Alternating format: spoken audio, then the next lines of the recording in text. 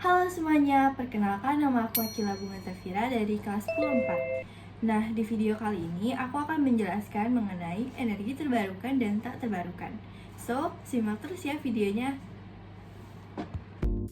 Energi terbarukan dan tak terbarukan. Jadi apa sih energi terbarukan itu? Nah, energi terbarukan adalah energi yang berasal dari sumber daya alam yang dapat diperbarui secara alami. Yang berarti sumber daya alam ini tidak akan habis dalam jangka waktu yang singkat dan dapat terus digunakan. Nah, sedangkan energi tak terbarukan itu adalah energi yang berasal dari sumber daya alam yang terbatas dan tidak dapat diperbarui secara alami. Ada pula contoh dari energi terbarukan. Yang pertama itu ada energi matahari, diperoleh dari matahari. Yang kedua ada energi angin yang diperoleh dari gerakan angin. Yang ketiga ada energi air yang diperoleh dari aliran air. Yang keempat, energi panas bumi yang diperoleh dari panas bumi.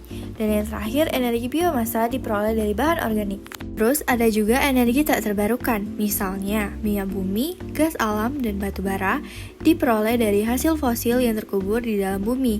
Ada juga uranium yang diperoleh dari tambang uranium.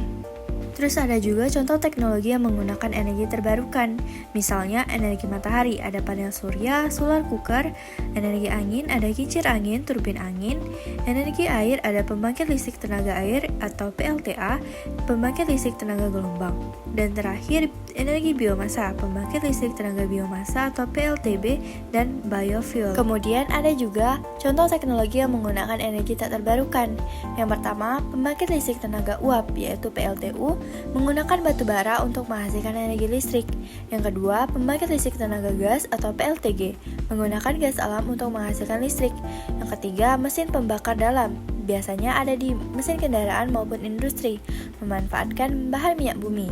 Dan yang keempat, pembangkit listrik tenaga nuklir atau PLTN, menggunakan uranium untuk menghasilkan listrik.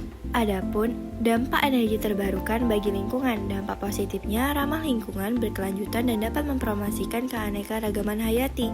Dampak negatifnya, emisi terbatas dan terkendala di biaya. Dampak energi tak terbarukan bagi lingkungan, dampak positifnya biayanya rendah.